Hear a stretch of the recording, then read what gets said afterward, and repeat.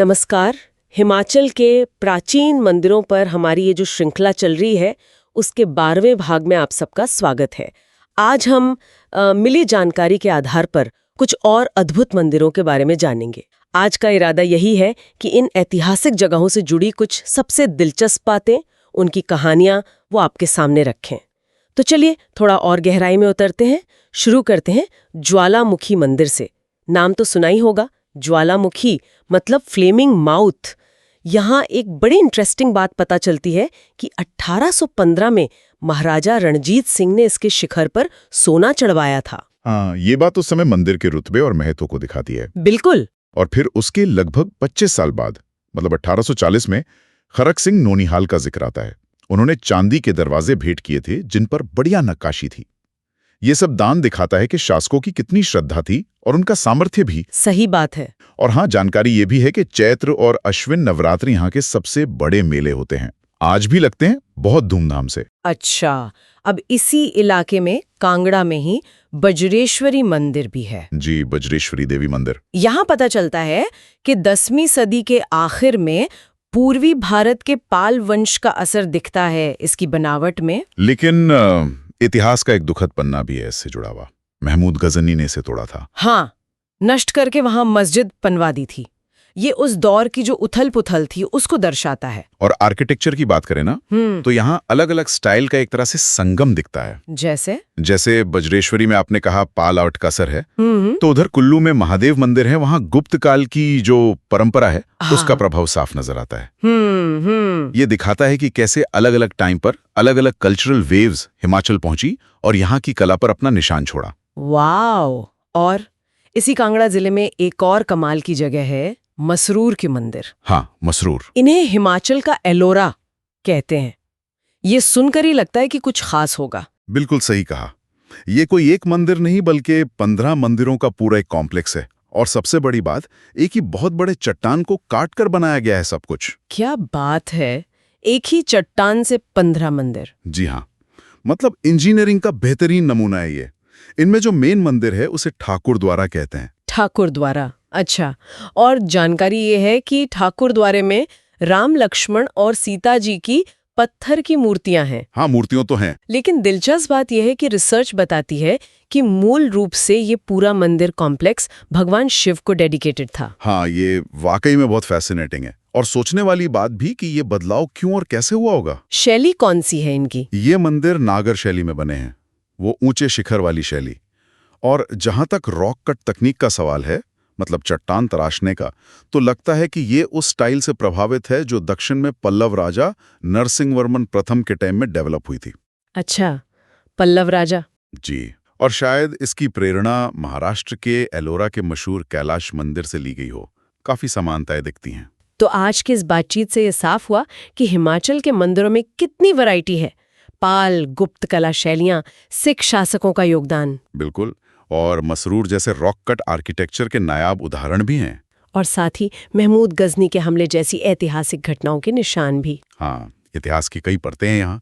और देखिए, मसरूर मंदिर वाला पॉइंट एक गहरा सवाल भी छोड़ जाता है। क्या सवाल? यही कि एक मंदिर जो मूल रूप से शिव को समर्पित था, उसका मुख्य हिस्सा बाद में राम, लक्ष्मण, सीता को समर्पित ठाकुर द्वारा कैसे बन गया। ये उस इलाके की धार्मिक आस्थाओं में या शायद शाही संरक्षण में समय के साथ आए बदलावों के बारे में क्या बताता है, ये सोचने लायक बात है। वाकई। इस विचार के साथ आज की ये चर्चा यहीं रोक। तो चलिए आज जरा बैजनाथ मंदिर के इतिहास से जुड़े जो दस्तावेज हमारे पास हैं उन पर एक नजर डालते हैं। कुछ लेख हैं, कुछ अंश। देखते हैं कि ये पुराना मंदिर अपने बारे में क्या बताता है। बिल्कुल। ये जो स्रोत हैं ये हमें मंदिर कब बना, कैसे बना, मतलब उसकी शैली क्या थी, किसने बनवाया, और हाँ, उससे जुड़ी जो कहानियां हैं उन सब की एक झलक देते हैं। तो शुरू करते हैं सबसे पहले सवाल से, कब और किसने बनाया। एक स्रोत कहता है 1204 ईस्वी, मतलब 13वीं शताब्दी। जी हाँ, लगभग 13वीं सदी की शुरुआत।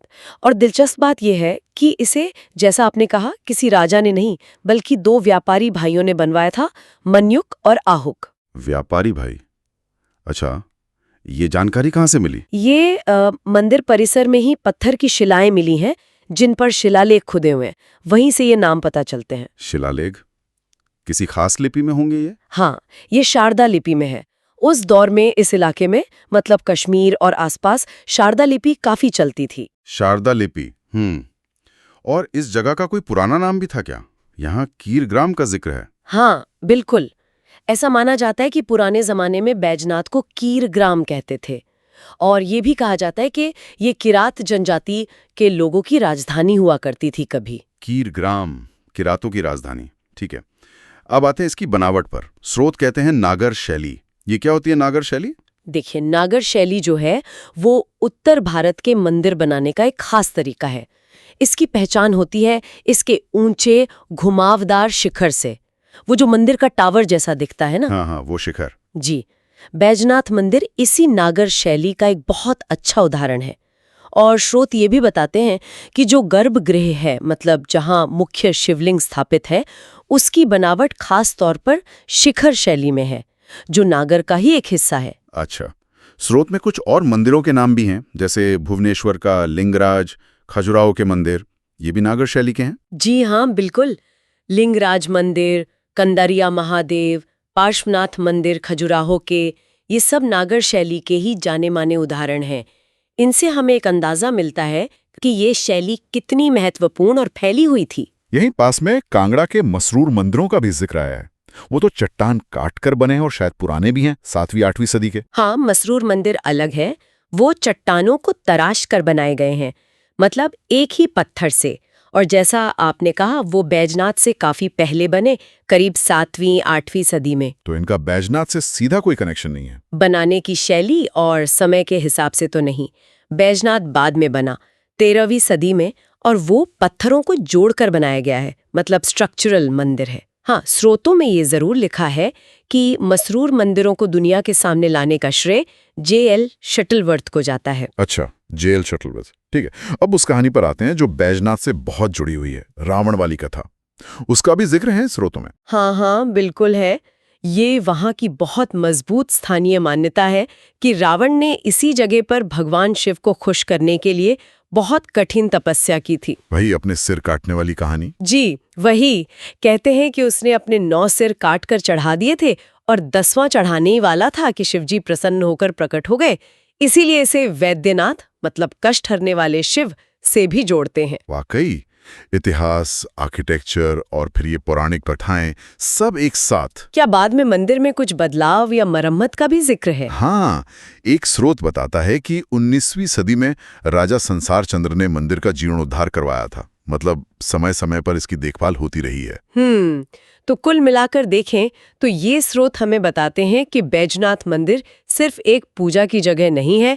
ये 13वीं सदी में बना, व्यापारियों ने बनवाया, नागर शैली में बना है, शारदा लिपि के निशान है, पुराना नाम कीरग्राम था, रावण की कहानी जुड़ी है और बाद में राजा संसार चंद ने मरम्मत भी करवाई। बिल्कुल सही। ये अपने आप में इतिहास, कला और आस्था का एक संगम है। और ये सोचने वाली बात है कि कीरग्राम से बैजनाथ बनने तक इस जगह ने कितना कुछ देखा होगा, कितने युग, कितने लोग। सही कहा। सदियों से खड़ा ये मंदिर, न जाने इसके पत्थरों में और कितनी कहानियां छुपी होंगी जो शायद कभी लिखी ही नहीं गई। जी, ये सोचने लायक बात है कि जो इतिहास लिखा गया है उसके परे और क्या क्या हुआ होगा यहाँ। कौन सी अनकही कहानियां इन दीवारों ने सुनी होंगी। नमस्कार। आज हमारे पास हिमाचल प्रदेश के कुछ पुराने मंदिरों पर कुछ नोट्स हैं जी, खासकर कांगड़ा, चंबा और मंडी से। जी, तो सोचा कि चलिए इन पर गहराई से बात करते हैं, देखते हैं कि इतिहास और कला की क्या कहानियां छिपी हैं इनमें। बिल्कुल बिल्कुल। ये क्षेत्र वैसे भी अपनी मंदिर वास्तुकला के लिए बहुत मशहूर है। हाँ, तो शुरुआत कांगड़ा से करें। हाँ, ठीक रहेगा। यहाँ देखिए, बैजनाथ मंदिर का जिक्र है जिसके पास से एक नदी बहती है। हाँ, नोट्स में लिखा है कि ये शायद ज्वाला नदी है और इसका स्रोत धौलाधार पर्वत है। पर नोट्स में मजेदार बात यह है कि इसे वेनिला पर्वत लिखा है। हाँ, ये तो है, वेनिला पर्वत। खैर, मतलब धौलाधारी होगा। और एक और दिलचस्प बात है, वहाँ मंदिर के पास ही एक गुरुद्वारा भी है। अच्छा। हाँ, नोट्स के मुताबिक इसे सिख कमांडर जस्सा सिंह रामगढ़िया ने बनवाया था।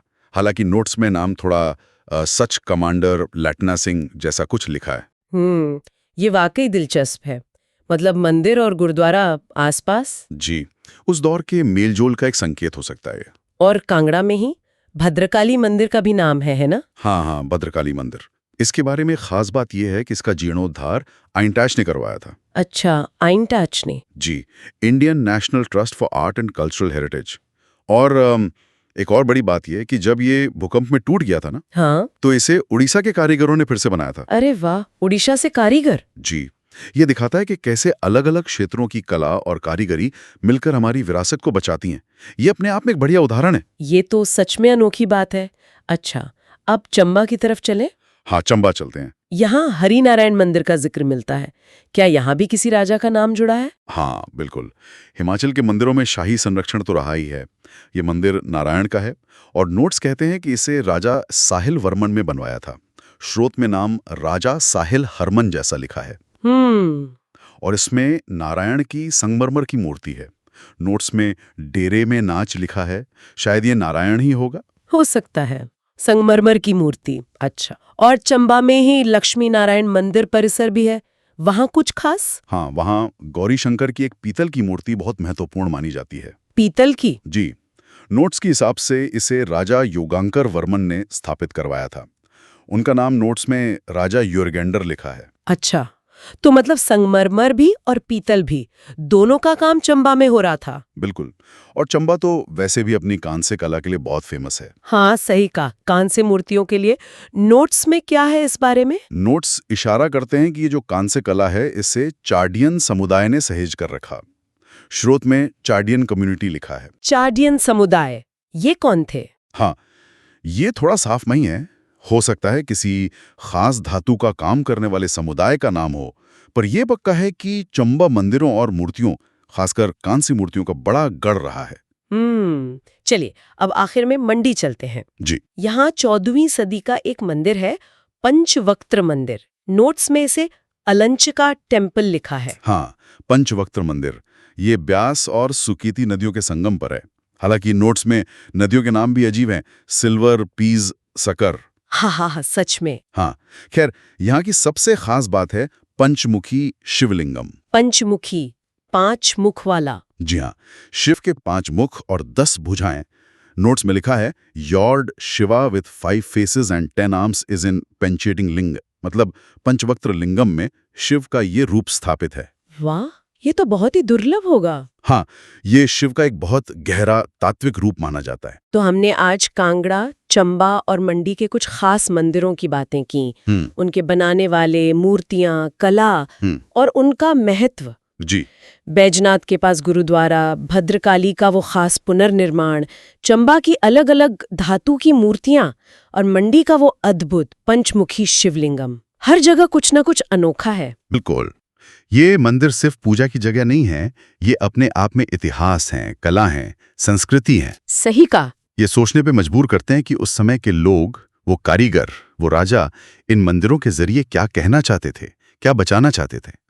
और आज हम इन नोट्स और इन जगहों को देखकर उस विरासत को कैसे समझते हैं, ये एक सवाल है जो हमेशा बना रहता है। नमस्कार, आज हम कुछ नोट्स देख रहे हैं जिनमें हिमाचल प्रदेश की कुछ खास जगहों की बात है, जैसे सिरमौर, पांवटा साहिब, रेणुका और कुल्लू भी, यहाँ के मंदिर और उनसे जुड़ी कहानियां। हाँ, बिल्कुल। तो आज हम इन नोट्स के जरिए क्या कहते हैं, थोड़ा गहराई में जाके समझेंगे कि इन जगहों का इतिहास क्या है, ये मंदिर वगैरह कब बने और इनके पीछे की जो मान्यताएं हैं वो क्या है। सही कहा। ये नोट्स असल में इतिहास और जो स्थानीय लोगों की मान्यताएं हैं उनका एक मिला जुला रूप है। और देखने लायक बात यह है कि कैसे एक ही क्षेत्र में मतलब अलग अलग समय के अलग अलग राजाओं के बनवाए हुए स्थल मिलते हैं। ये उस जगह की कहानी को और भी दिलचस्प बना देता है। तो चलिए शुरू करते हैं त्रिलोकपुर मंदिर से। नोट्स में लिखा है कि इसे 1573 में राजा दीप प्रकाश ने बनवाया था। हाँ, देवी बाला सुंदरी के लिए। हाँ, और एक बड़ी अनोखी बात है, इसके गेट पर 84 घंटियां लगी हैं। 84? हाँ, इसे 84 घंटों वाली देवी का मंदिर भी कहते हैं। ये इसका कोई खास मतलब बताया है नोट्स में? नोट्स में सीधे तौर पे तो नहीं लिखा, पर मंदिरों में अक्सर घंटियों की संख्या का अपना एक महत्व होता है। और हाँ, एक और बात है इसमें, यहाँ महर्षि व्यास के शिष्य पूजा करते थे, ऐसा जिक्र है। अच्छा। तो ये देखिए कैसे ऐतिहासिक निर्माण और धार्मिक परंपरा दोनों जुड़ रहे हैं। सही है। अच्छा, फिर आगे पांवटा साहिब के आसपास का भी जिक्र है। निगाहें गुरुद्वारा, हाँ। रामसर घाट पर गंगा स्थान, और एक कहानी भी है कि भगवान राम ने यहीं से यमुना नदी पार की थी। हाँ, और उसी से जोड़कर यमुना पुल के पास कटासन देवी मंदिर का जिक्र है, जिसे नोट्स सूर्यवंशी शासकों से जोड़ते हैं। सूर्यवंशी शासक मतलब जो अपना वंश भगवान राम से मानते हैं। बिल्कुल।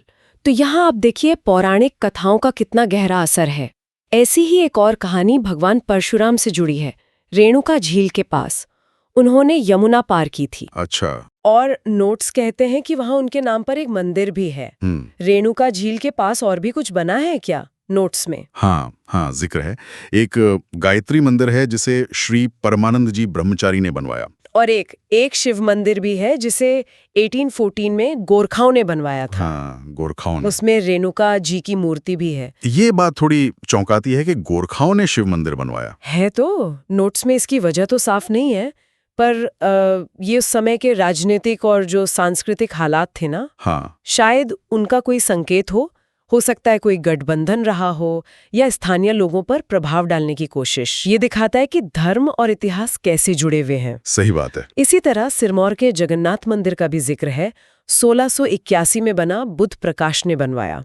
और वहाँ का सावन द्वादशी का जुलूस वो काफी मशहूर है, ऐसा नोट्स में लिखा है। और एक चीज तो सच में मतलब हैरानी कर देती है, कुल्लू का बिजली महादेव मंदिर। हाँ। नोट्स में लिखा है कि वहाँ शिवलिंग पर हर साल बिजली गिरती है। सच में? ये कैसे होता होगा? अब देखिए, नोट्स इसके पीछे का कोई वैज्ञानिक कारण तो नहीं बताते। लेकिन ये प्रकृति और जो लोगों की आस्था है उसके बीच का एक अद्भुत रिश्ता दिखाता है। सोचिए कोई ऐसी जगह जहां हर साल कुदरत का ऐसा रूप दिखता हो, वो स्थानीय लोगों के लिए कितनी अहम और पवित्र होगी। बिल्कुल सही कहा। तो इन सब अलग अलग जानकारियों को जोड़कर देखें तो एक तस्वीर सी बनती है। हमने देखा कि राजाओं ने मंदिर बनवाए, दीप प्रकाश, बुद्ध प्रकाश। हाँ। फिर गोरखाओं जैसे बाहरी शासकों ने भी निर्माण किए। हाँ। और कुछ अनोखी चीजें भी जानी, जैसे वो 84 घंटियों वाला मंदिर और ये बिजली गिरने वाला शिवलिंग। और हमने ये भी देखा कि कैसे रामायण और महाभारत के पात्रों से जुड़ी कहानियां जैसे राम, परशुराम, व्यास इन जगहों की पहचान बन गई हैं। तो ये एक तरह से शासकों का लिखवाया इतिहास और लोगों में चली आ रही कहानियां दोनों का मिश्रण है। बिल्कुल। ये सब जानकर ना एक सवाल मन में आता है कि किसी जगह को पवित्र बनाने में किसका हाथ ज्यादा होता है? हाँ, यही सोचने वाली बात है। क्या वो ऐतिहासिक तथ्य हैं जो साबित किए जा सकते हैं, या फिर वो कहानियां, वो चमत्कार, वो मान्यताएं जो पीढ़ियों से चली आ रही हैं? इन नोट्स ने हमें जानकारी तो दी है, पर यह सवाल ये हमें उससे भी आगे सोचने पर मजबूर करता है। नमस्कार, आज हमारे पास कुछ ऐतिहासिक नोट्स हैं हिमाचल प्रदेश के कुछ प्राचीन और काफी दिलचस्प मंदिरों पर। हाँ बिल्कुल, हिमाचल की मंदिर वास्तुकला और उनसे जुड़ी कहानियां हमेशा से ही ध्यान खींचती हैं। तो चलिए इन नोट्स में जरा गहराई से उतरते हैं और देखते हैं ये हमें क्या बताते हैं। शुरुआत करते हैं। इन नोट्स में सबसे पहले जिक्र है मनाली के हिडिंबा देवी मंदिर का। हाँ, हिडिंबा मंदिर बहुत प्रसिद्ध है। कहा गया है कि ये पूरी तरह से लकड़ी से बना है और इसकी छत वो 4 स्तरीय पेगोडा शैली की है। जी। ये पेगोडा शैली और वो भी पूरी तरह लकड़ी का काम, ये तो काफी मतलब असाधारण लगता है ना? हाँ, ये वाकई में खास है। पेगोडा शैली की छतें जिनमें कई परतें एक के ऊपर एक होती हैं, ये आपको पूर्वी एशिया में काफी दिखेंगी, लेकिन हिमाचल में ये जो स्थानीय काठकुणी वास्तुकला है ना। अच्छा, काठकुणी? हाँ, उसके साथ मिलकर एक बिल्कुल अनोखा रूप लेती है। और नोट्स कहते हैं राजा अजबर सेन ने इसे बनवाया था। और कुल्लू घाटी में लकड़ी पर इतनी बारीक कारीगरी, आप सोचिए उस समय के शिल्प कौशल का बेहतरीन नमूना है। ये सिर्फ बनावट नहीं है, ये उस दौर की कला, संस्कृति सबका आईना है। ये दिलचस्प है कि वास्तुकला में भी कैसे संस्कृतियों का मेल दिखता है। अच्छा, नोट्स में आगे ब्यास नदी किनारे बसे बैजनाथ महादेव मंदिर की एक कहानी है। बैजनाथ? हाँ, करीब 1000 से 1500 ईस्वी के बीच की बात है। शायद कोई राजा थे, सूचपाल। हाँ, राजा सूचपाल। उन्होंने ब्यास और पार्वती के संगम से जल लिया, शिवलिंग का अभिषेक किया और कहते हैं अपना खोया राज्य वापस पा लिया। ये कहानी काफी प्रचलित है। तो ये क्या ये सिर्फ एक किंवदंती है या इसके पीछे कोई मतलब गहरा ऐतिहासिक संदर्भ भी हो सकता है? देखिए, नोट्स में अक्सर ना इतिहास और लोक कथा का मिश्रण मिलता है। हाँ। राजा सूचपाल की कहानी हो सकता है उस दौर की जो राजनीतिक उथल-पुथल थी, और जैसे शासक अपनी वैधता को, अपने अधिकार को किसी दैवीय घटना से जोड़ते थे। अच्छा। ये उसको दर्शाती हो। नोट्स में संगम स्थल के महत्व पर भी जोर है। हाँ, वो संगम से जल लेना। बिल्कुल। ऐसे पवित्र स्थानों से जल लेकर अभिषेक करना, ये सिर्फ एक धार्मिक काम नहीं था। ये एक तरह से शक्ति और अधिकार पाने का या जताने का एक प्रतीकात्मक कार्य भी माना जाता था। यानी सिर्फ आस्था नहीं, सत्ता की बात भी। हाँ, संभवतः ये कहानी मंदिर और संगम दोनों के महत्व को बढ़ाती है। समझ दे। अब आगे कांगड़ा के बज्रेश्वरी देवी मंदिर का जिक्र है। नोट्स बताते हैं कि इसे कश्मीर के राजा अनंत देव की रानी सूर्यमती ने स्थापित करवाया था। हाँ, बज्रेश्वरी देवी, कांगड़ा। कश्मीर की रानी का कांगड़ा में मंदिर बनवाना, ये क्या दिखाता है? ये बिंदु इन नोट्स का एक बहुत अहम पहलू है। क्या? ये दिखाता है कि ये मंदिर सिर्फ स्थानीय पूजा स्थल नहीं थे। ये इंटर रीजनल संबंधों के, आप कह सकते हैं राजनीतिक गठजोड़ों के और सांस्कृतिक आदान प्रदान के भी बड़े केंद्र थे। अच्छा। कश्मीर और कांगड़ा जैसे शक्तिशाली राज्यों के बीच इस तरह का संरक्षण देना या पाना उस समय की राजनीति और प्रभाव का प्रतीक था। तो ये मंदिर एक तरह से शक्ति और संस्कृति के सेतु का काम करते थे। सही कहा, ये एक अलग नजरिया है देखने का। इन नोट्स में एक और थोड़ी हैरान करने वाली बात है लक्षणा देवी मंदिर के बारे में। हाँ, लक्षणा देवी पंचमुख आकार का है और नोट्स कहते हैं कि इसे 22 फरवरी 2005 को पूरे 900 साल बाद फिर से खोला गया। 900 साल बाद? जी। 900 साल, ये तो कल्पना करना भी मुश्किल है। बिल्कुल, 9 शताब्दियों का अंतराल। ये अपने आप में उस स्थान के गहरे और स्थायी महत्व को दिखाता है। हाँ। सोचिए, इतने लंबे समय तक बंद रहने के बावजूद उसकी पवित्रता या मान्यता कैसे बनी रही होगी। नोट्स में उसके पंचमुख यानी 5 मुख वाले स्वरूप का भी जिक्र है। हाँ, पंचमुख, जो अक्सर शिव या देवी के विशिष्ट, उनके सर्वव्यापी रूप को दर्शाता है।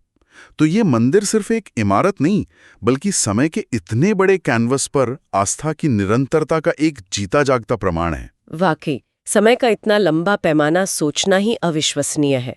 और नोट्स में तो और भी कई मंदिरों के नाम हैं। हाँ, लिस्ट है पूरी।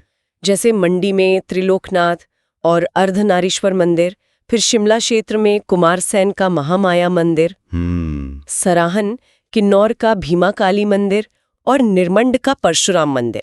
इसे 1346 में राजा बाणसेन ने बनवाया था। जी हाँ। लगता है हिमाचल की विरासत इन मंदिरों से भरी पड़ी है। बिल्कुल, एक समृद्ध धरोहर है। तो इन सभी नोट्स को अगर एक साथ देखें तो क्या तस्वीर उभरती है? ये मंदिर सिर्फ पत्थर या लकड़ी की इमारतें तो नहीं है। बिल्कुल नहीं, ये उससे कहीं ज्यादा हैं। ये तो इतिहास, किंवदंतियों, वास्तुकला के अजूबों और गहरी आस्था की, आप कह सकती हैं, जीती जागती मिसालें हैं, पूरे हिमाचल में बिखरी हुई। सही कहा। और ये हमें सोचने पर मजबूर करता है कि ये जो प्राचीन संरचनाएं हैं और इनसे जुड़ी ये कहानियां हैं, इनका आज के समाज पर, आज की संस्कृति पर क्या असर है? ये एक अच्छा सवाल है। कैसे ये सदियों पुरानी विरासत आज भी लोगों की पहचान का, उनकी आस्था का और उनके समुदाय का एक इतना जरूरी हिस्सा बनी हुई है। हाँ। ये अपने आप में एक गहरा चिंतन का विषय है ना। हाँ। कि ये निरंतरता कैसे बनी रहती है। तो आज हम हिमाचल प्रदेश के जो प्राचीन मंदिर हैं और उनसे जुड़ी जो कहानियां हैं, पौराणिक कथाएं, उनकी गहराई में उतर रहे हैं। हमारे पास हिमाचल के प्राचीन मंदिर और पौराणिक कथाएं किताब के कुछ अंश हैं। तो चलिए देखते हैं ये स्रोत क्या बताते हैं, क्या खास है इस विरासत में। हाँ जी, बिल्कुल। और ये अंश सिर्फ मंदिरों के नाम नहीं गिनाते, ये उन कहानियों, उन मान्यताओं की परतें खोलते हैं जो आज भी इन जगहों को जिंदा रखे हुए हैं। सही। तो देखते हैं कि ये स्रोत हमें क्या जानकारियां देते हैं। चलिए कुल्लू घाटी से ही शुरू करते हैं। स्रोत में मणिकरण का जिक्र है। नग्गर में त्रिपुरा सुंदरी, खोखड़ में ब्रह्मा और नग्गर में ही गौरी शंकर मंदिर भी। हाँ, एक ही घाटी में इतने सारे महत्वपूर्ण स्थल। स्रोत क्या कहता है इसके बारे में? स्रोत असल में इसी बात पर जोर देता है कि कैसे कुल्लू घाटी, देखिए, पुराने समय से ही अलग अलग धार्मिक धाराओं का संगम रही है। अच्छा। जैसे शैव, शाक्त और जो वहाँ की स्थानीय परंपराएं हैं, वो सब तो त्रिपुरा सुंदरी और गौरी शंकर जैसे मंदिरों का एक साथ होना वो इसी तरफ इशारा करता है। और कुल्लू में ही वो कोठी में चंडी देवी मंदिर है। हाँ, उसकी कहानी भी बड़ी दिलचस्प है। हाँ, श्रुत कहता है कि मार्कंडेय पुराण में जिक्र है कि देवी ने यहीं राक्षसों का संहार किया था। बिल्कुल बिल्कुल। और श्रोत देखिए मार्कंडेय पुराण का हवाला दे रहा है, जो खास तौर पर देवी महात्म्य के लिए जाना जाता है। राइट। तो ये उस मंदिर को सीधे प्राचीन पौराणिक कथाओं से जोड़ देता है। ये दिखाता है कि कैसे स्थानीय मान्यताओं को बड़े धार्मिक ग्रंथों से भी एक तरह की वैधता मिली। और वहीं कुल्लू में बिजली महादेव का भी जिक्र है, जहां वो बिजली गिरने की घटना को एक धार्मिक महत्व दिया गया है। सही। कुल्लू से आगे बढ़े तो श्रोत लाहौल स्पीति में त्रिलोकीनाथ मंदिर और चंबा के मणि महेश का भी जिक्र करता है। हाँ, इनकी क्या खासियत बताइए श्रोत ने? श्रोत बताता है कि त्रिलोकीनाथ जो है वो बौद्धों और हिंदुओं दोनों के लिए महत्वपूर्ण है। अच्छा। जो दिखाता है कि उस इलाके की संस्कृति कैसे मिली जुली है। और वहीं मणि महेश को कैलाश पर्वत की परंपरा से जोड़ा गया है, जो उसे एक बड़ा तीर्थ स्थल बनाता है। फिर मंडी जिले के छतरी में मगरू महादेव और शिमला की पहाड़ियों में महू नाग मंदिर का भी जिक्र है। हाँ, और श्रोत इन्हें शक्तिशाली क्षेत्रीय देवों के उदाहरण के तौर पर दिखाता है। अच्छा। जिन्हें फिर बाद में बड़ी शैव और नाग पूजा परंपराओं में जगह मिली। हाँ। ये दिखाता है कि कैसे स्थानीय देवता एक बड़ी धार्मिक व्यवस्था का हिस्सा बन जाते हैं। सही। रामपुर बुशहर के पास निरथ में सूर्य मंदिर का भी उल्लेख है, जो ये बताता है कि हिमाचल में सूर्य पूजा भी काफी पुरानी है। और शक्तिपीठों की बात करें तो ज्वाला जी का जिक्र तो प्रमुख है ही। हाँ जी। स्रोत इसे सती की कथा से जोड़ता है, जहां माना जाता है कि देवी का मस्तक गिरा था। सही कहा। स्रोत के हिसाब से ये जो पौराणिक कथा है, जिसमें देवी सती अपने पिता के यज्ञ में आत्मदाह करती हैं और शिव उनके शरीर को लेकर तांडव करते हैं। हाँ। जिससे उनके अंग अलग अलग जगहों पर गिरते हैं, यही कथा ज्वाला जी की पहचान का मुख्य आधार है और इसी वजह से ये भारत के प्रमुख शक्तिपीठों में गिना जाता है। फिर हमीरपुर के चकमों में बाबा बालकनाथ मंदिर की भी बात है। हाँ। स्रोत में उनकी कहानी के कई पहलू बताए हैं। हाँ। जैसे शाहतली में तपस्या करना, माई रत्नों की गायें चराना। हाँ, और जो बात स्रोत में खास तौर पर उभरती है वो है बाबा बालकनाथ का भगवान शिव के पुत्र कार्तिकेय से संबंध। अच्छा। जिनका जन्म पौराणिक कथाओं के अनुसार तारासुर राक्षस को मारने के लिए हुआ था। स्रोत इस बात पर रोशनी डालता है कि कैसे एक अखिल भारतीय देवता यानी कार्तिकेय उन्हें स्थानीय नायक बाबा बालकनाथ के रूप में पूजा जा रहा है और उन्हें गाय चराने जैसे स्थानीय काम भी सौंपे गए हैं। ये बड़ी कथाओं का स्थानीकरण लोकलाइजेशन का एक दिलचस्प उदाहरण है। इन मंदिरों और कथाओं से हटकर स्रोत इनके प्रबंधन पर भी कुछ कहता है, जो बात अक्सर चर्चा में नहीं आती। हाँ, ये एक जरूरी पहलू है। स्रोत बताता है कि 30 जुलाई 2008 को पंडित प्रेम राम शर्मा की अध्यक्षता में एक समिति बनी थी। अच्छा। और इस समिति ने मंदिरों के बेहतर प्रबंधन के लिए एक अलग धर्मार्थ विभाग जो मंदिरों के प्रशासनिक और धर्मार्थ कामों को देखें वो बनाने की सिफारिश की थी। ये दिखाता है कि इन सांस्कृतिक केंद्रों का महत्व प्रशासनिक स्तर पर भी समझा गया और उनके रखरखाव की चिंता की गई। तो कुल मिलाकर हमने देखा कि हिमाचल के ये मंदिर सिर्फ पत्थर की इमारतें नहीं हैं। ये तो इतिहास, मिथकों, स्थानीय परंपराओं और बहुत गहरी आस्था के जीवंत केंद्र हैं। बिल्कुल। कुल्लू घाटी के मंदिरों से लेकर मणि महेश, ज्वाला जी और बाबा बालकनाथ तक हर जगह की अपनी अलग कहानी है, अपना महत्व है, जैसा हमारे स्रोतों ने बताया। तो इन सब बातों का निचोड़ क्या निकलता है? इसका सार यही है कि ये प्राचीन स्थल और इनसे जुड़ी कहानियां सिर्फ अतीत का हिस्सा नहीं है। स्रोत ये साफ करते हैं कि ये आज भी वर्तमान में भी हिमाचल की सांस्कृतिक पहचान को बना रहे हैं और लोगों की आस्था का केंद्र बने हुए हैं। सही।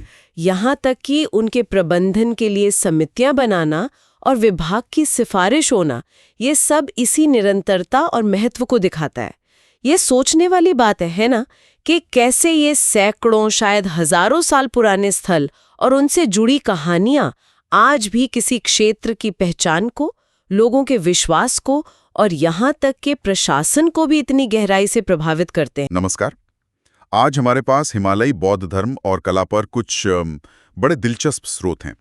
तो हम इनमें गहराई से उतरकर कुछ जरूरी बातें समझने की कोशिश करेंगे। हाँ, बिल्कुल। इनमें मठों के प्रकार हैं, महत्वपूर्ण देवताओं की बात है और कुछ खास मंदिरों की वास्तुकला का जिक्र है।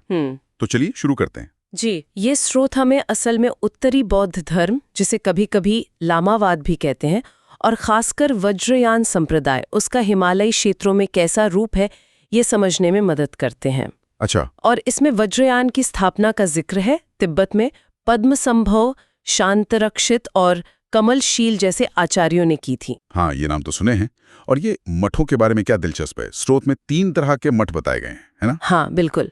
एक तो टाकर, मतलब गुफाएं। गुफाएं, अच्छा। हाँ, फिर गुम्पा, जो थोड़ी एकांत जगहों पर होते हैं। और तीसरे हैं लोखांग, जो आपको गांव के पास या अंदर मिलेंगे। तो ये सिर्फ मंदिर नहीं थे, मतलब एक तरह से एकेडमी या रहने की जगह भी। सही कहा, बिल्कुल। जैसे गुफाएं शायद ध्यान के लिए ज्यादा थीं, गुम्पा अध्ययन और एकांतवास के लिए, और लबखांग वो समुदाय के ज्यादा करीब।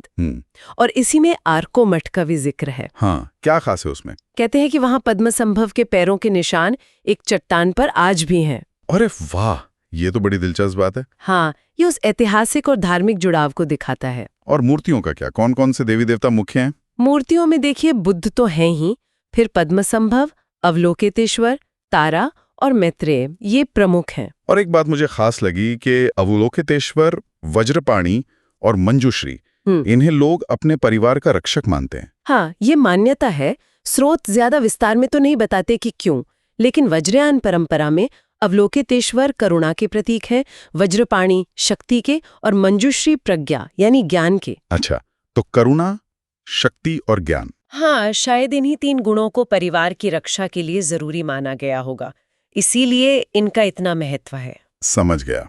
अच्छा, अब जरा बनावट पर आते हैं, वास्तुकला पर। जी, यहाँ भी तो काफी फर्क दिखता है।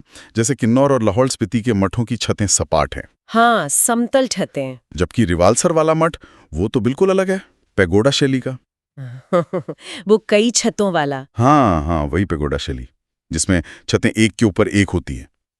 ये शायद क्षेत्रीय अनुकूलन दिखाता है। हो सकता है सपाट छतें वहाँ के मौसम या सामग्री के हिसाब से सही हों। और पैगोडा शायद किसी बाहरी प्रभाव का या किसी खास परंपरा का संकेत हो, जैसे रिवालसर में है। अब कुछ खास मंदिरों की बात कर लेते हैं। एक मृकुला देवी मंदिर है उदयपुर में। हाँ, उदयपुर जो केलोंग के पास है। स्रोत कहते हैं कि इसे कश्मीर के राजा अजय वर्मन ने बनवाया था। जी, अजय वर्मन। और कमाल की बात यह है कि इसका वास्तुकार वही था जिसने मनाली का हिडिंबा देवी मंदिर बनाया। हाँ, ये कनेक्शन बहुत दिलचस्प है। वो हिडिंबा मंदिर राजा बहादुर सिंह ने बनवाया था। सही। ये दिखाता है कि कैसे कलाकार और शैलियां एक जगह से दूसरी जगह जाती थी। अच्छा, इसमें चंबा का पुराना नाम ब्रह्मपुरा भी बताया है। जी, बिल्कुल। और एक और जरूरी मंदिर है त्रिलोकीनाथ। वो कहाँ है? वो लाहौल स्पीति के तुंडे गांव में है, और इसकी कला शैली बहुत खास है, कश्मीरी कन्नौज कला। कश्मीरी कन्नौज? हाँ, ये शैली कश्मीर के एक बहुत शक्तिशाली राजा थे, ललितादित्य। उनके समय के मतलब लगभग 725 से 756 ईस्वी के बीच ये खूब फली फूली। अच्छा, तो उसका असर लाहौल स्पीति तक था?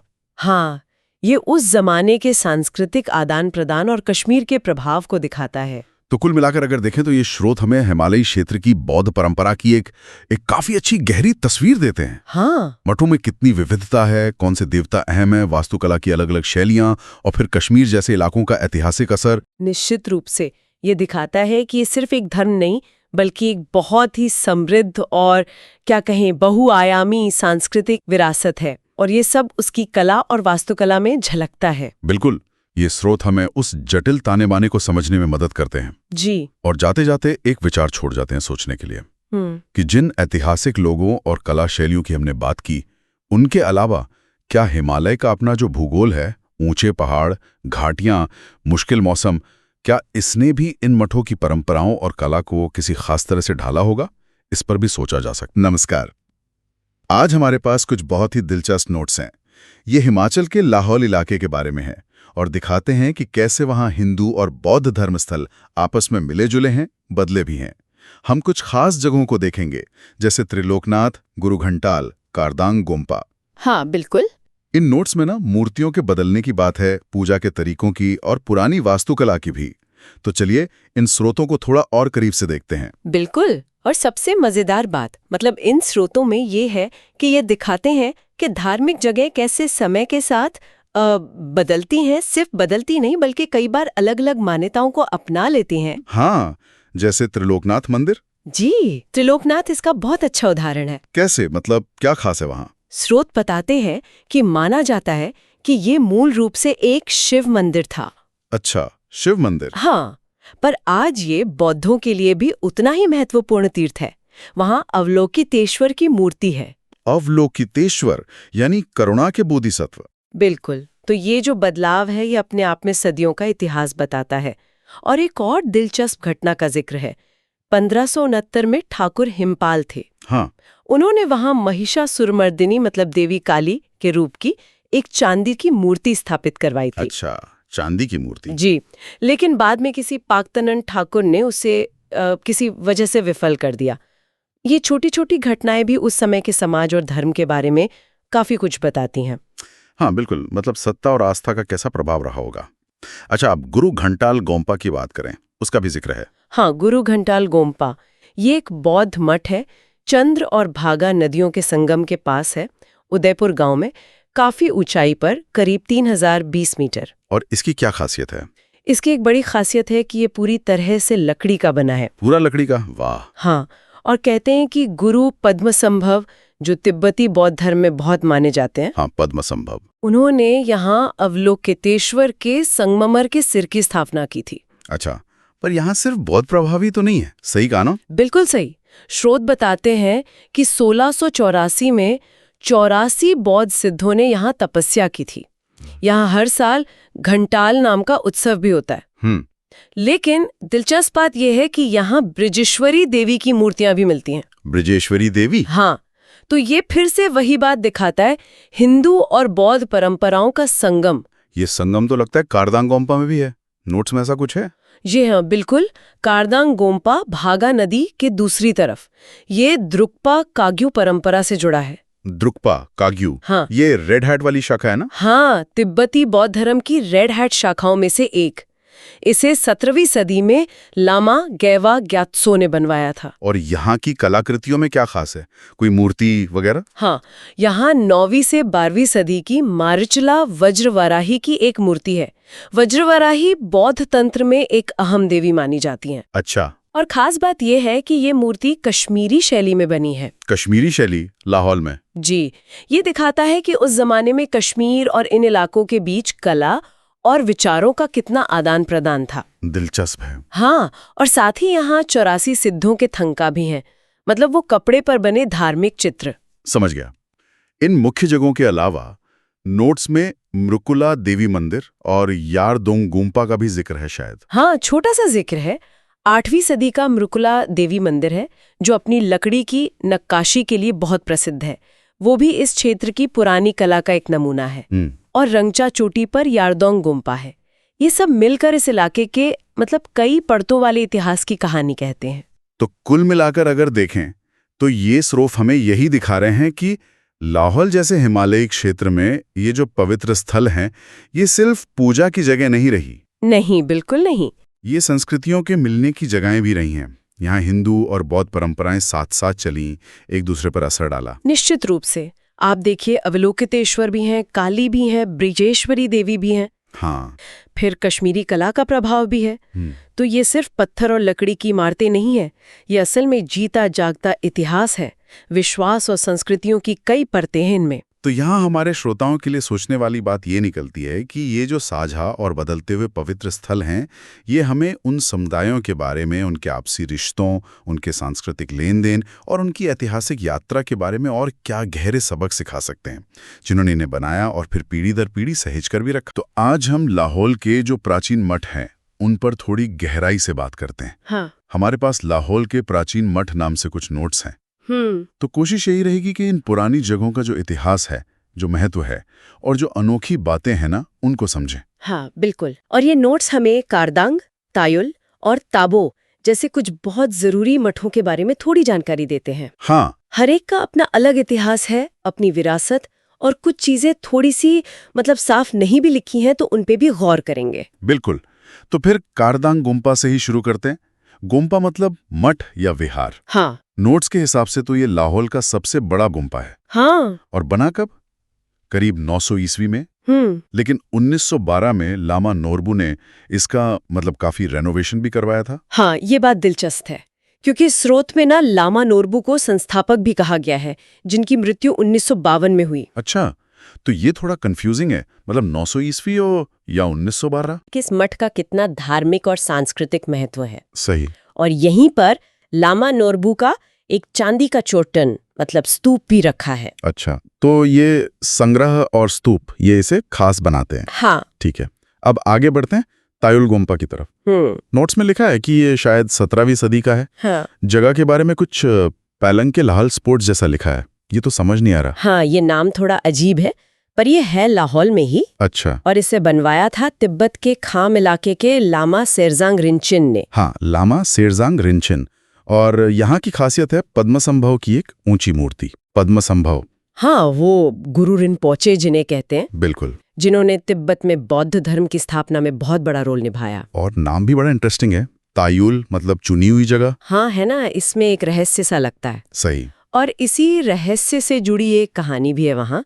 लामा लोग बताते हैं कि 1986 में इस गोम्पा का जो प्रार्थना चक्र है ना, हाँ, वो जिसे घुमाते हैं। हाँ, वही वो अपने आप घूमने लगा था। अरे सच में? हाँ, ऐसी किंवदंती है। तो पता चलता है कि कैसे इन जगहों पर इतिहास, आस्था और लोक कथाएं सब मिली जुली होती हैं। कमाल है, अपने आप घूमने वाला प्रार्थना चक्र। अच्छा, अब चलते हैं ताबो मठ। नोट्स में लिखा है स्पाइक, शायद स्पीति घाटी। हाँ, बहुत हद तक स्पीति ही होगा। और ये 10वीं सदी का मठ है। और इसे हिमालय का अजंता कहते हैं। हाँ, और ये नाम पड़ा है वहाँ की दीवारों पर बनी अद्भुत पेंटिंग्स की वजह से, मतलब भित्ति चित्र अजंता की याद दिलाते हैं। हाँ, और इसे बनवाया था 996 ईस्वी में। पश्चिमी तिब्बत के एक शासक थे येशे ओड। येशे ओड। हाँ, और कहते हैं कि उन्हें प्रेरणा मिली थी महान बौद्ध विद्वान और ट्रांसलेटर रिनचेन जांगपो से। नोट्स में शायद ये नाम इंचॉन जेंगो जैसा कुछ लिखा है। हाँ, वो शायद रिनचेन जांगपो ही होंगे। बिल्कुल। ताबो मठ तो भारत और तिब्बत के सबसे पुराने मठों में से एक है जो लगातार एक्टिव रहा है। और यहाँ हर साल छम नृत्य होता है। ये क्या होता है छम नृत्य? छम नृत्य वो एक तरह का धार्मिक मास्क डांस है। लामा लोग रंगीन कपड़े और बड़े बड़े मुखौटे पहनकर डांस करते हैं। अच्छा। इसमें बुराई पर अच्छाई की जीत या बौद्ध कहानियों को दिखाते हैं। बहुत महत्वपूर्ण होता है ये। और ताबो का कनेक्शन आज के दलाई लामा तेंजिन ग्यात्सो से भी है। हाँ। उन्होंने 1983 में यहाँ एक कालचक्र मंदिर का अभिषेक किया था। हाँ, ये भी लिखा है नोट्स में। और 1996 का भी जिक्र है। हाँ, 1996 में ताबो मठ ने अपनी स्थापना के 1000 साल पूरे होने का बहुत बड़ा उत्सव मनाया था। 1000 साल, सोचिए। हाँ, इसकी ऐतिहासिक निरंतरता का प्रतीक है ये। नोट्स में एक लामा ग्यूर के गुम्पा का भी जिक्र है। वो भी लाहौल में है, पर उसके बारे में ज्यादा डिटेल्स नहीं है। तो हमने कारदांग का वो विशाल संग्रह देखा, तायुल की वो रहस्यमयी कहानी और नाम, और ताबो की प्राचीनता, कला और वो जीवंत परंपराएं। बिल्कुल। ये मठ सिर्फ पत्थर और लकड़ी के ढांचे नहीं हैं। ये तो ज्ञान, आस्था, संस्कृति के ऐसे केंद्र हैं जो सदियों से जिंदा हैं। सही कहा। और आज भी लोगों की जिंदगी का हिस्सा हैं। ये दिखाते हैं कि परंपराएं कैसे पीढ़ी दर पीढ़ी चलती रहती हैं। वाकई। और ये सोचने वाली बात है कि कुछ जगहें सदियों तक इतनी पवित्र, इतनी चुनी हुई कैसे बनी रहती हैं। इन कीमती धरोहरों को और इनसे जुड़ी इन जीवित परंपराओं को आगे भविष्य में कैसे संभाला जा सकता है, ये एक बड़ा सवाल है जिस पर सोचना चाहिए। बिल्कुल, सोचने वाली बात है। नमस्कार। आज हमारे सामने ये कुछ नोट्स हैं हिमाचल प्रदेश के मंदिरों और मठों की वास्तुकला पर। इनमें तो स्थानीय परंपराओं से लेकर बाहरी प्रभावों तक कई तरह की शैलियों का जिक्र है ना? बिल्कुल, लगता है ये एक दिलचस्प चर्चा होने वाली है। हाँ बिल्कुल। ये नोट्स एक तरह से हिमाचल के वास्तुशिल्प के विकास की कहानी जैसे लगते हैं। इनमें साफ दिखता है कि कैसे वहाँ का भूगोल, मतलब पहाड़, जंगल, फिर आसानी से मिलने वाली चीजें जैसे लकड़ी, पत्थर और अलग अलग संस्कृतियों के मेलजोल ने मंदिरों को उनका कह सकते हैं अनोखा रूप दिया है। तो चलिए फिर इन नोट्स में थोड़ा और गहरा उतरते हैं। हमारा मकसद यही है कि हम इन शैलियों को और उनके जो मुख्य उदाहरण हैं उनको समझें, ताकि इस विरासत की एक साफ सी तस्वीर बन सके। तो शुरुआत कहाँ से हो रही है नोट्स में, सबसे पुरानी या स्थानीय शैली से? हाँ, ये नोट सबसे पहले जिक्र करते हैं स्थानीय केल्सन शैली का, जिसे हम आमतौर पर ढलवां छत वाले मंदिर भी कहते हैं। जैसा कि यहाँ लिखा है, ये पहाड़ के माहौल के हिसाब से एकदम सही बैठते हैं, मतलब देवदार की लकड़ी और स्लेट की ढलान वाली छतें बर्फ और बारिश को आसानी से नीचे गिरा देती हैं। भगली महादेव, शिरगुल, शक्ति देवी जैसे उदाहरण भी दिए हैं इसमें। अच्छा, देवदार की लकड़ी, और नोट्स में एक बड़ी रोचक बात लिखी है, किसी स्थानीय नाम कुलरिडियन लिंग का जिक्र है। शायद ये देवदार के लिए ही हो, और कहा गया है कि इसमें कीड़े नहीं लगते। ये तो मतलब बनाने वालों के लिए बहुत बड़ा फायदा रहा होगा। निश्चित रूप से ये दिखाता है कि कैसे स्थानीय सामग्री का चुनाव सिर्फ उपलब्धता पर नहीं था, बल्कि उसके गुणों पर भी निर्भर करता था। और ये नोट्स आगे इशारा करते हैं कि जहां ये शैली आम थी, वहीं चंबा जैसे कुछ इलाकों ने अपनी एक अलग पहचान भी बनाई। हाँ, चंबा का जिक्र है यहाँ। नोट्स बता रहे हैं कि चंबा के मंदिरों की खासियत है लकड़ी पर की गई बेहद बारीक नक्काशी, मतलब लकड़ी को बहुत खूबसूरती से तराशने का काम, और साथ ही धातु की मूर्तियां भी। क्या नोट्स इन मूर्तियों के बारे में कुछ और बताते हैं, जैसे किस धातु की थी या शैली क्या थी? नोट्स में धातु का प्रकार तो साफ नहीं बताया गया है, पर जोर इस बात पर है कि ये मूर्तियां और वो लकड़ी की नक्काशी वो चंबा की कलात्मक उत्कृष्टता को दिखाती हैं। ये उस क्षेत्र की अपनी एक विशिष्ट परंपरा की ओर इशारा करता है। लेकिन इन स्थानीय और क्षेत्रीय शैलियों से आगे बढ़कर नोट्स एक ऐसी शैली का जिक्र करते हैं जिसका प्रभाव कहीं ज्यादा फैला हुआ था। आप पगोड़ा शैली की बात कर रही हैं ना? हाँ। अरे वाह, इसके तो कई जाने माने उदाहरण दिए गए हैं इन नोट्स में। मनाली का हिडिंबा देवी मंदिर, त्रिपुरा सुंदरी, मंडी जिले का पराशर मंदिर और किन्नौर का सुंगरा महेश्वर भी। इनकी वो कई परतों वाली छतें वाकई बहुत प्रभावशाली दिखती हैं। प्रभावशाली तो है ही, और दिलचस्प बात यह है, जैसा इन नोट्स में लिखा है, कि ये शैली सिर्फ हिमाचल तक ही सीमित नहीं थी। इसका जिक्र कश्मीर, नेपाल और यहाँ तक कि बर्मा के संदर्भ में भी मिलता है। तो ये एक बड़े सांस्कृतिक जुड़ाव की तरफ संकेत करता है। इतना ही नहीं, नोट्स बिजली महादेव मंदिर का उदाहरण देते हुए एक मिश्रित शैली की बात भी करते हैं, जहां ढलवां छत और पगोड़ा दोनों के तत्व मिलते हैं। ये दिखाता है कि शैलियां कैसे, आप कह सकते हैं, घुल मिल भी सकती थीं। ये तो कमाल है। यानी एक तरफ स्थानीय जरूरतें पूरी हो रही थी और दूसरी तरफ बाहर से आई शैलियां भी अपनाई जा रही थी। और ये सिलसिला रुका नहीं, क्योंकि नोट्स आगे चलकर गुंबद वाले मंदिरों का भी जिक्र करते हैं। सही कहा।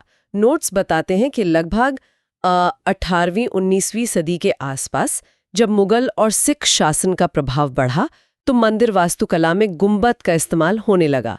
ये एक बड़ा बदलाव था। ज्वालामुखी, चिंतपूर्णी, मंडी का रामेश्वर मंदिर जैसे उदाहरण यहाँ दिए गए हैं। एक वर्ना मंदिर का भी जिक्र है, जो शायद कांगड़ा के प्रसिद्ध वृजेश्वरी मंदिर का ही हवाला हो, ऐसा लगता है। तो ये नोट्स हमें वास्तुकला के जरिए इतिहास के अलग अलग दौर दिखा रहे हैं, मतलब स्थानीय शैलियों से लेकर बाहरी प्रभावों को अपनाने तक। क्या इनके अलावा भी कोई शैली मेंशन की गई है? हाँ, एक और शैली का संक्षिप्त सा उल्लेख है, समतल छत वाले मंदिर। टीरा सुजानपुर का नर्मदेश्वर मंदिर इसका उदाहरण दिया गया है। हालांकि इस पर ज्यादा विवरण नहीं है, पर यह दिखाता है कि विविधता और भी थी। और वास्तुकला के अलावा मूर्तिकला के बारे में भी एक लाइन है। नोट्स कहते हैं कि हिमाचल में 3 से 5 तरह की मूर्तिकला शैलियां विकसित हुईं।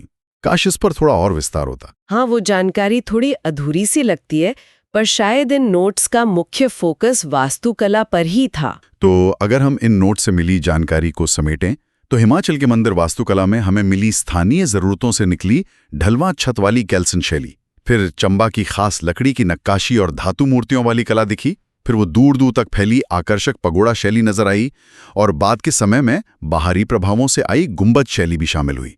साथ ही समतल छत वाले मंदिर भी बने। बिल्कुल, ये नोट्स संक्षेप में यही दर्शाते हैं कि हिमाचल का वास्तुशिल्प कितना जीवंत और बहुस्तरीय रहा है। ये वहाँ के इतिहास, पर्यावरण, उपलब्ध सामग्री और बाहरी दुनिया के साथ बदलते रिश्तों का एक आईना है, आप कह सकती हैं। हर शैली, जैसा कि नोट से पता चलता है, अपनी एक अलग कहानी कहती है। यहाँ एक विचार मन में आता है, इन नोट्स में लकड़ी और पत्थर जैसी सामग्रियों और इन विभिन्न शैलियों का जिक्र पढ़ने के बाद क्या हम इन जानकारियों के आधार पर ये सोच सकते हैं कि इस क्षेत्र की जो सबसे पुरानी बची हुई संरचनाएं होंगी, शायद इन वर्णित शैलियों से भी पहले की, वो हमें शुरुआती दौर की आध्यात्मिक मान्यताओं या तब की निर्माण तकनीकों के बारे में क्या कुछ अनूठा बता सकती होंगी? ये सोचने वाली बात है।